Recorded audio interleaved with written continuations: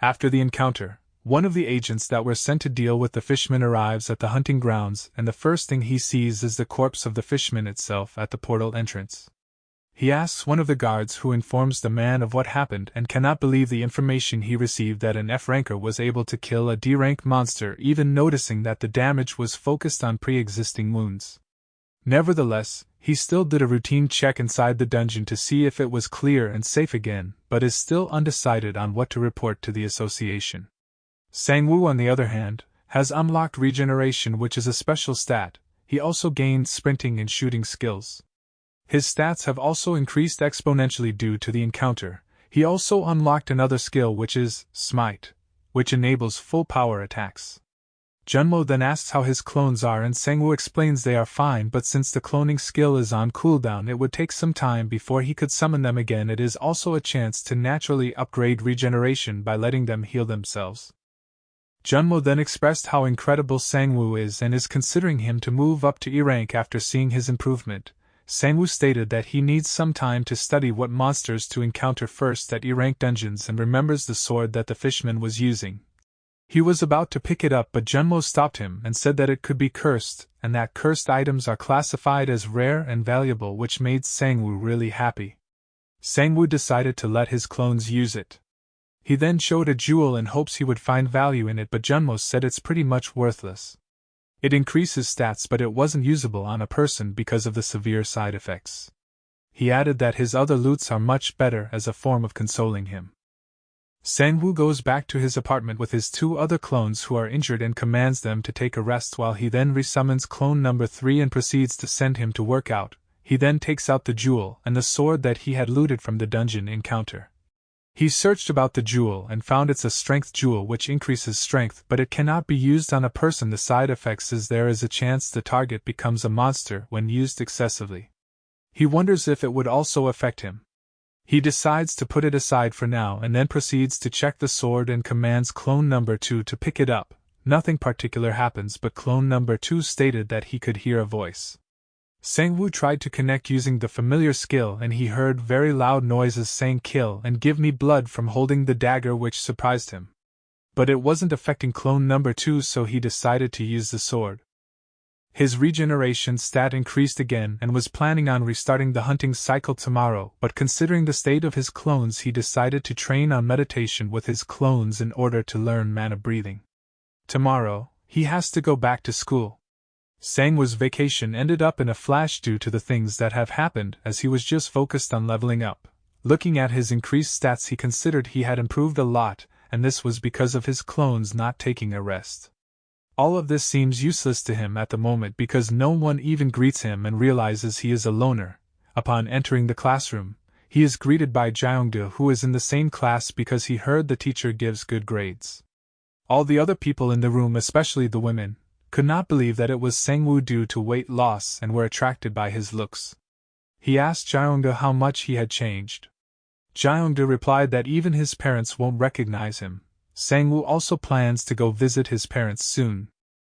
Jeongdu then asks Sang-woo to hang out with them to celebrate the start of the semester, but he refuses since he already made plans. Jeongdu makes a ruckus thinking Sang-woo is refusing because of a girl. His other friends also heard what he said and look at him with shock. At the WHA, or World Hunter Association headquarters, President Michael Harris has been informed by his secretary that the Oracle has predicted a disaster, that there will be an invasion of hundreds of monsters due to the appearance of an unstable portal. It's also confirmed that the most dangerous monsters are A-ranked and that the portal will open in the near future, and that the expected location is the Korean Peninsula. Back in South Korea, Park Won-dae, the guild master of the Keenis, the third-ranked guild in Korea, seems to be in a rush due to the sudden large summon when he bumps into Miho-han, his friend and the guild master of the Yalo Guild, the sixth-ranked guild in Korea. They caught up to each other and exchanged greetings, and as they arrive in the meeting room, all the other head of top guilds are there, and Won-tae was greeted by Haesong-shin, the guild master of the number 1 guild in Korea, Haesong. Miho expressed her disgust, and Won-tae greeted him with a cold shoulder.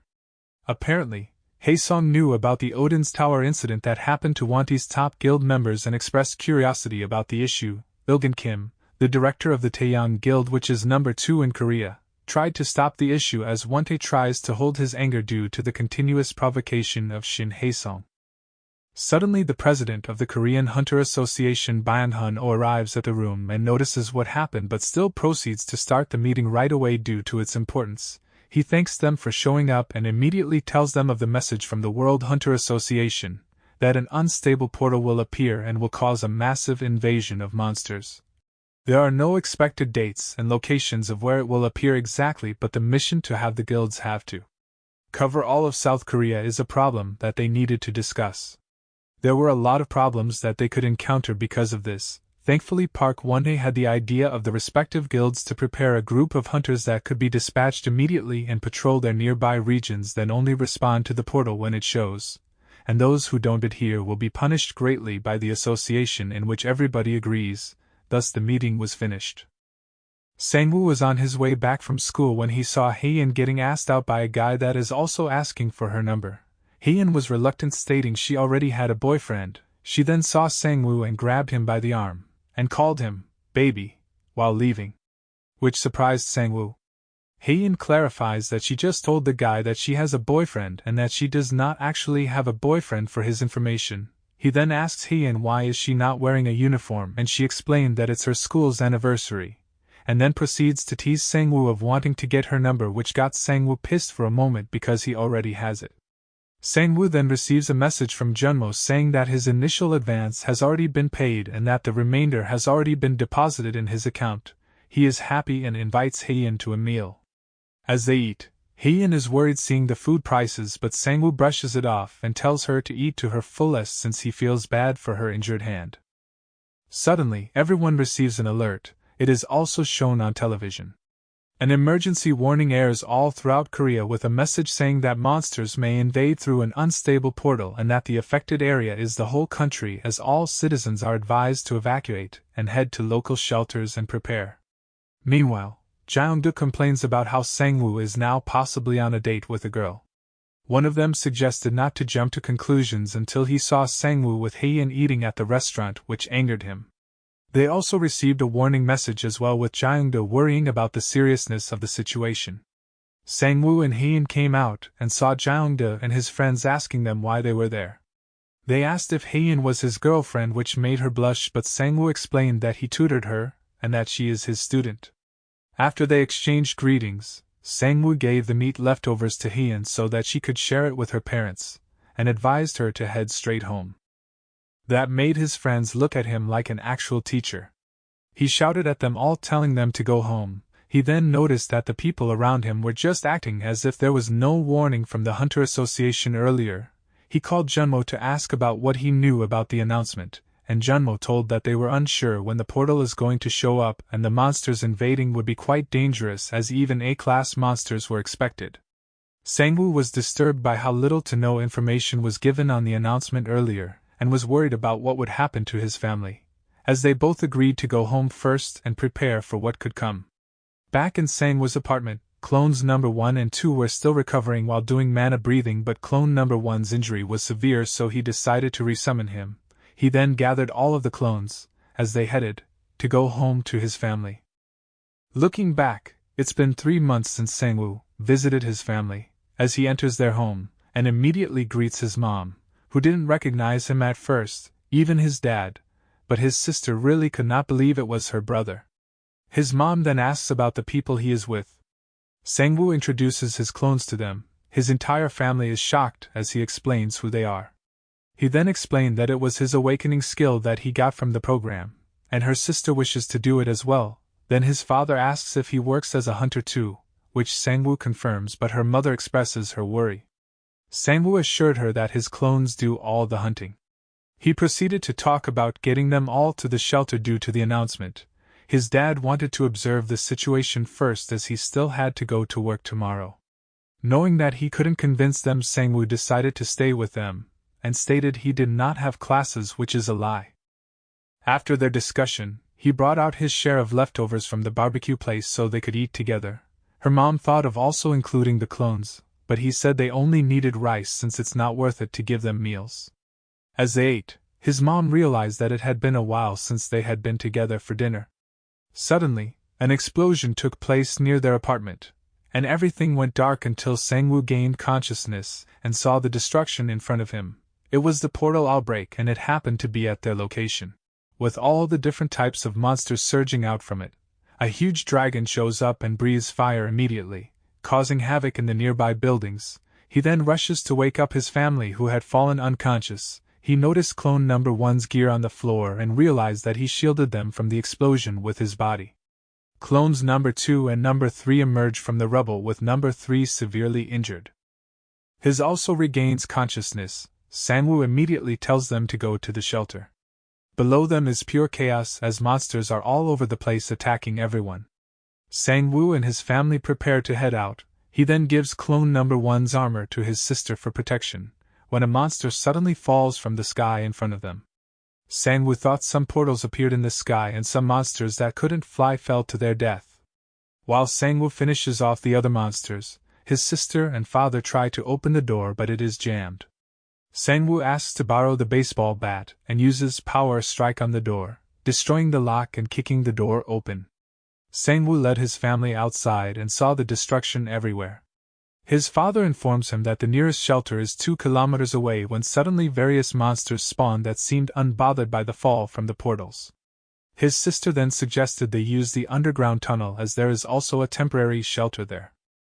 Sangwoo suddenly heard a scream asking for help. The man was buried by the rubble, and on top was a D-rank monster which was a troll.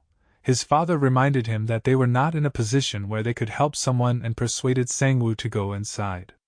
Sangwoo thinks about the situation and is having a hard time deciding, but his role as a hunter takes over, and instructs his family to go inside the shelter, as he commands Clone Number 2 to follow him and Clone Number 3 to protect his family.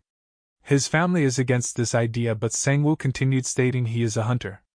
Sangwoo attacks the troll with the baseball bat, taking its attention so Clone Number 2 can take the stranded person to safety. As Sangwoo taunted the troll, a monster nearby was watching, and copied what he said. After Clone Number 2 saves the civilian, Sangwoo orders him to take out the cursed sword and makes it consume the jewel that he looted from the fishman corpse before. To ensure their chances of defeating the monster, Clone Number 2 consumes the jewel and immediately undergoes a transformation to a creature with red skin and yellow eyes. Sangwoo confirms that he is still under his commands. The troll was surprised by the clone's transformation, and the sudden stat increase from the jewel was also given to Sangwoo without the side effects. The troll started to attack, swinging the huge club and flinging debris towards Sangwoo, but he dodged and blocked most of it. The troll tried to grab Sangwoo, but Clone Number 2 attacked with the cursed sword and sliced one of its arms with ease, which surprised Sangwoo. The troll screamed in pain and was enraged, attacking Clone 2. Sangwoo noticed it was slower than the fishman, and made his move to attack, but the troll's block with the arm that was cut off earlier, surprising Sangwoo, who was pushed back. He realized that it has a strong regeneration ability. Clone 2 was still attacking, but the troll was just healing the damage almost instantly. Sangwoo assessed the situation and commanded Clone 2 to bring down the troll. Clone 2 attacked the legs, bringing it to its knees. Sangwoo then shoots its eyes, blinding for a while. Clone 2 inflicts damage, and as it stumbles to the ground and regains its sight, Sangwoo is already preparing for an attack, then uses the power strike, which instantly kills it.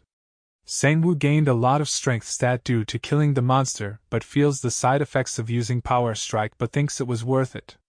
He decides to follow his family to the shelter but notices that his phone is missing and asks Clone 2 for his phone. Sangwoo realizes Clone 2 might get chased out of the shelter due to his appearance. Suddenly they saw civilians who were running away from the other monsters, and Sangwoo cursed. Meanwhile, the huge dragon that appeared earlier gets targeted by hunters from various guilds. Almost all other high-ranking guilds have their eyes set on the huge monster, considering the profits and items they could get as they rally to bring the monster down. A jet suddenly arrives at the location. It is from Kina's guild, and its leader Park Wontae. Park Wontae and his guild Kindness prepares to drop into the battlefield, as he is informed that the Megalosaurus is getting far away. Seeing that multiple guilds are already targeting the Megalosauros, Wontae commanded all of his guild members to focus on rescuing and evacuating the citizens. Wontae sees that some hunters are prioritizing looting and even taking items from dead civilians, which makes him furious, but notices a group of civilians that is being protected by only 2 hunters, as he proceeds to their location and instructs the members to follow their plan. He then jumps from the jet. Sang-woo is dealing with goblin-like monsters together with Clone 2 while also protecting civilians behind him. As he tries to make a way for the civilians to run to the shelter, a giant bird emerges from the rubble and tries to attack Sang-woo. He is able to evade, but it was followed by another attack by breathing fire into the area. Clone 2 blocks the attack with his body in order to protect the civilians, but it cost him his life. A giant tiger steps onto the bird in front of Sang-woo. Its presence is too strong, and even the other monsters are scared. As it attempts to attack the exhausted Sang-woo, one arrived, instantly killing it in one attack. Sang-woo recognized the man as the giant tiger behind him fell down. Meanwhile, inside the shelter, Sang-woo's sister Jae-woo wanted to go out to help her brother, but Clone 3 stopped her, following Sang-woo's command. Her father stopped her and stated she would only be a hindrance to his brother. They suddenly heard someone from outside the door, a person asking for help. They thought it was from a different apartment, since shelters have passcodes to open the door, and the camera outside showed it was a person as well. They thought it was the person Sang-woo saved earlier. Jae-woo rushes to open the door and sees the corpse of a person, being used as bait by a monster who copies human voices. It's a B-rank monster called Scream Firefly. People inside the shelter ran. As Jae-woo was frozen in fear, Clone 3 then rushed to attack the Firefly but was stabbed in the stomach. Unfortunately, the attack pierced Clone 3, also hitting Jae-woo. Clone 3 then destroys the shelter passcode to initiate its emergency lockdown, and pushes the monster outside of the shelter. Meanwhile, Wondae helps Sang-woo, who thanks him for saving them. Wondae apologizes and praises Sang-woo for protecting all these people, as he could have run away if he wanted to. Wondae also noticed the disappearance of clone number 2 earlier, and was intrigued by how it happened. He then asked if Sang-woo was a hunter, which he confirmed. Wondae asks what his skill is. Sang-woo is a bit hesitant but decides to tell him, when suddenly he feels that Clone 3 lost connection with him. Sang-woo rushes to the shelter taking the cursed sword with him, and tells Wondae that his family is in danger. Sang-woo feels the curse of the sword and uses sprint to increase his speed. In another area, the other guilds are having a tough time bringing down the Megalosaurus, as its defense is too high that most of their attacks have little to no damage, and most of them are already killed in battle. With the city sustaining more damage than before, other guilds decided to join forces in their attacks. Hai Zhangshin suddenly shows up in front of them, surprising everyone. He does not see the Megalosaurus as a monster but as a lump of cash. He demonstrates pure power to other hunters by casting meteors above the monster. Meanwhile, Jae-woo was being treated by his mother and father when the shelter doors were destroyed by the monster. Everyone inside the shelter panicked as Sang-woo showed up from behind, catching up to the monster. His eyes were red due to the cursed sword. He sees his sister lying on the ground with their parents. He goes berserk and attacks, exchanging blows with the monsters. Sang-woo managed to deal damage but sustained severe damage as well. As he charged forward to attack, he was pushed away by Wondae's guild member. As Wondae himself faced the monster, he kicked it away from the civilians. While the guild member looks into Sang-woo's wounds and sees that he is badly hurt but is still in berserk mode due to the cursed sword. She then activates the mana transfer skill, calming Sang-woo down, and dropping the cursed sword. Sang-woo requested the healer to save his sister first. Sang-woo pleaded to save her. Wondae assures that they will make out alive as Sang-woo loses consciousness with the last visions of Park Wondae slaying the monster. The Korean Hunter Association President Byung-hun sits quietly in his office, as he reads the report of projected damage and losses due to the portal outbreak. Before the portal outbreak, Haizang's guild leader Haizang came to speak with him. Haizang asked for the details of the announcement, which President Byung-hun explained, but Haizang suggested that the announcement should be vague and keep some of the information classified to avoid losses in the future, since the original announcement details could make everyone in Korea blame the Hunters Association, and that they could suffer greatly. He also said that he should have had not conducted the meeting since it is useless, and let people die so that they would naturally ask help from hunters. The president followed this, with a threat from Haizang. Sang-woo seems to be fine as he is training one of the clones while he eats. He then praises his skills since it makes money for him, while his skills continuously upgrade and he would never have to worry about the future. He then receives a message from Junmo, and he immediately calls Clone 1 and brings him to Junmo to head to the Horned Rabbit hunting ground as usual, as Clone 2 is training at the gym. Junmo then advised him to work out as well so the results would double with the progress, but Sangwoo prefers not to. He then stated that he wanted to try something easy, so he became a hunter, and that the horned rabbits seemed to be making a lot of profits for him, which makes him even wonder if he really needs to level up his strength. Junmo then tells him that he could be the greatest hunter if he wanted to, but Sangwoo seemed happy with what he has currently. Everything turned dark, as Junmo became eyeless, asking him questions. Sangwoo then felt the wounds he got from the battle. He also sees the rest of his family with a similar face to Junmo, blaming him for everything. Sangwoo wakes up in what seems to be a hospital room and is surprised to see Park Won-tae, who advised him not to move due to his wounds. Won-tae stated that he was lucky considering the wounds he took from the battle. Sangwoo thanks Won-tae once again, with Won-tae saying they have a lot to discuss but for next time, as his parents rushed in to see him alive and well. The doctor checked his progress, which is positive since he recovered so fast. He should be able to be fully healed sometime next month. It has also been 4 days since the portal opened and cleanups are left to do with all the strong monsters wiped out. As he tries to remember everything that happened, he thought of his sister and immediately asks her condition, but they don't know what to say to him. Jaiwa's wounds have been healed externally, but she is in a coma due to being infected with something called the mana absorber virus. A virus that keeps absorbing and decomposing the host's mana.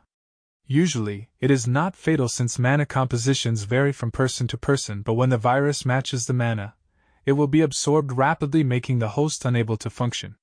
The option to cure it is really difficult since healing spells don't work since the virus is mana affiliated. The few options are an S-rank healer's blessing or portal items that are extremely rare and incredibly expensive.